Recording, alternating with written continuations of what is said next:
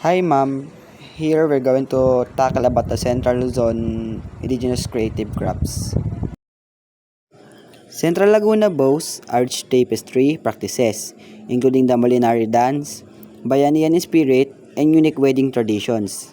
These practices reflect a blend of tradition customs and local expressions with agricultural craft traditions and religious beliefs playing significant roles.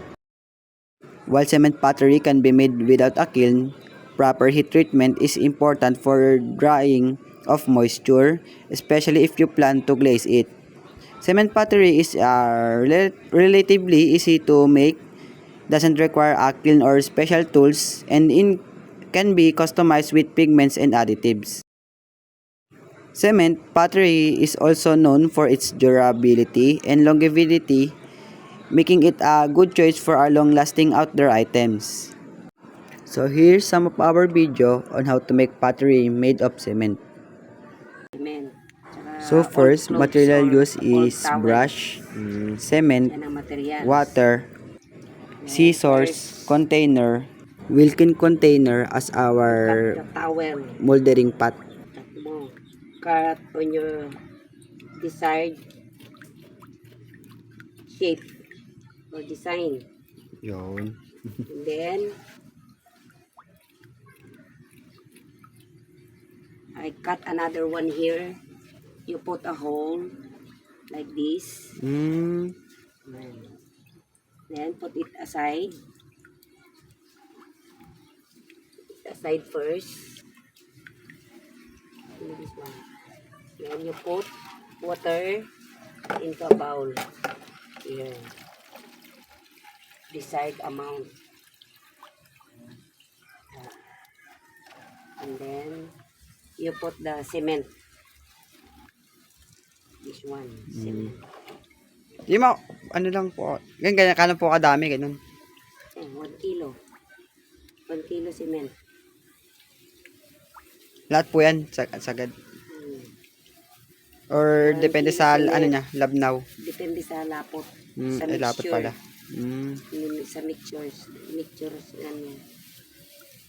Pag malapot na, and then, ito. Pwede naman kutsara, panghalo mo. Spoon or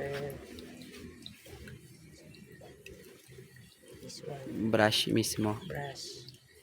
Pero cement siya, walang ano, wala nang ano, sand, mga wala na. Kailangan maano talaga siya. Maraming Malapot. cement. Malapot. Para madali siyang Matuyo. alam mong ano kulang yung mixture niya. Ilagay ka ulit. Kailangan malapot para madali siyang ano, matuyo.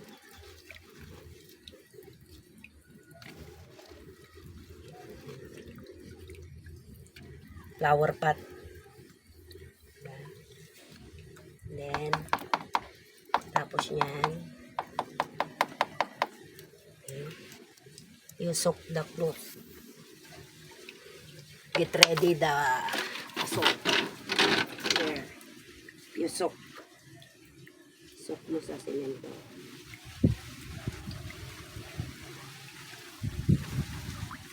Susok mo siya hanggang mabasa yung buong tela. Tela na ginawa mo. Yan, susok mo siya. Ako na po yung ganyan kalapot. Para madali siyang matuyo.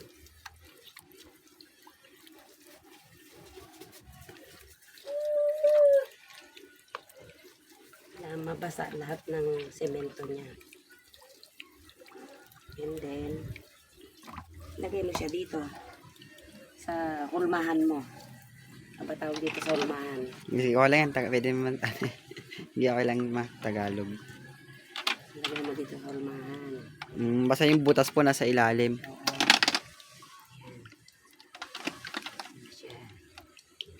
Tapos, para halimbawa, mamaya-maya, pag tuyo na yan, ayusin mo rin to.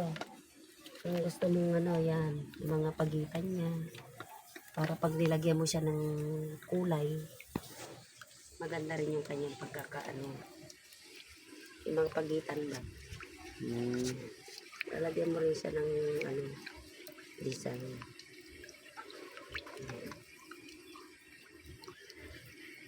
Kailangan lang, huwag nakalukay pa yung kanyang dulo. Diba? Kita mo naman, pag nakalukay pa, pangit tignan. Kailangan nakalaylay na. Yung dulo niya. Pagka natuyo-tuyo na yan, mamaya, magtutunaw ka ulit. Tapos gagamitin mo itong brush, ibabrush mo siyang ganyan. Okay po. O diba, nagano siya, Gumanda yung ano niya. kuminis, kikinis siya. Diba? Kaya nga pwede mo nang iganyan habang basa pa siya. Para Nakaporma kumapal na. ng kumapal. Hmm. Para yung ano, yung Apo. pangkulay mo, maganda rin yung ano niya. Makinis siya. Hindi siya bukol-bukol. Gamitan mo siya ng brush. Pero kailangan ingatan mo rin yung kanyang butas na matakpan. Kasi para yung halaman, hindi ano, ang pasok kasi pag walang butas, namamatay yung halaman. Kasi nabababad siya sa tubig. Kahit yung pinakalalim lang may may butas. Oh, kahit isa lang, kahit sa bandang gitna lang. Kaysa malaki ganun. Kahit isang malaki lang. Kasi lilit naman ang lilit yan. Tamo nga yung gawa ko dun, ang daming butas nun, isa lang yung ano, hindi natakpan. Yan ganyan, kikinisin mo siya. Kikinisin mo para ano, maganda yung kanyang ano, di ba? Hindi na yan makikitang towel. Kanina parang towel lang siya, di ba? Yan, pag may kitang tile po, may dodoblehan. Oh, yan mamaya magtutunaw ka ulit. Yun ay dodoble mo pag natuyo na siya. Ganito ibabrush mo siyang ganito para kumapal.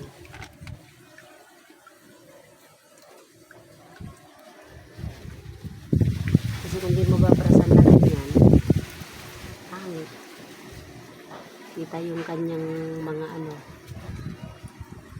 Mamaya ulit, pag natuyo siya, haplusan mo ulit ng... Pwede pa ito tunawin. Ngayon, dahil sobrang ano yan, pwede mo namang tunawin ulit. Bobo.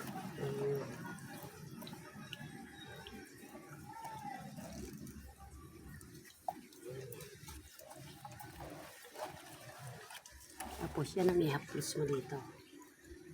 Para hindi makita yung ano.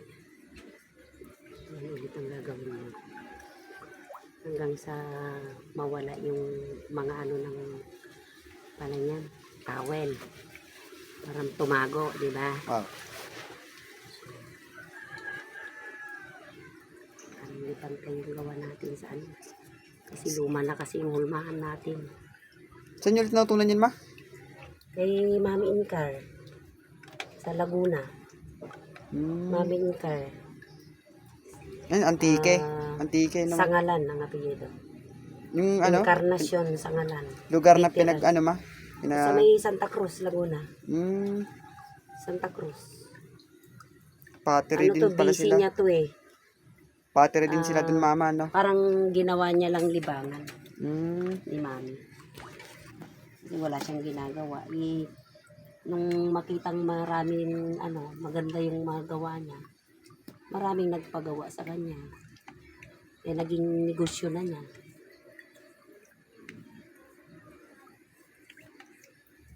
Dahil ito, di ba, dati nagbibenta nga ako. Opo.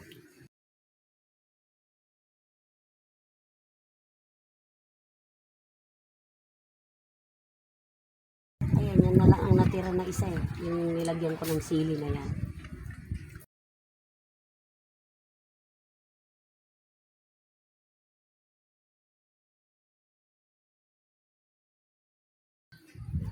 Sa ano to natutunan kay Mami. Yung mga lumang damit. Yung kasi lumang damit din yun, pero nilagyan ko siya ng design. Parang ginawa ko siyang nilagyan ko ng parang ano. Opo. Kaya maganda yung pagkakaano nun. Pantay-pantay, di ba?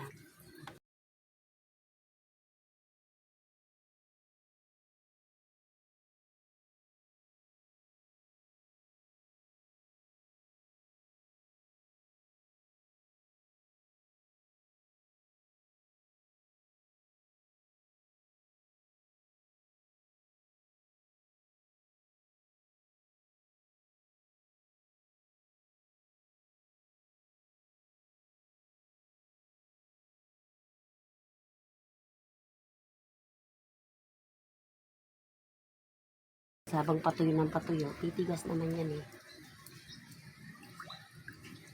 Pag matigas na siya ulit, di tuyo na siya. Magtutunaw ko ulit ng ganito, ano mo dito para kumapal siya ng kumapal.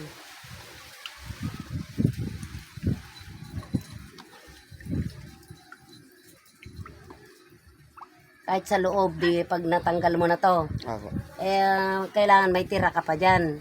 Para yung loob, dadagdagan mo rin, gaganitan mo din siya. Babrasan mo din ng loob at labas. Kailangan maging ganito din sa loob, kakinis. Hindi mo maulig yan, ma? Pinagpapatungan mo? Kaya nga eh, mahalo nga yung ating patungan. Kaya nga dapat nakaano sa nakatayo na poste. Ayun, yung poste na yan dapat ng bakod. Kaya naalala mo noon, nagtayo pa nga ako ng mga patungan ko dyan. Huwag lang humangin. So here's our photo while we're done to our cement pottery. So that's all po. Thank you.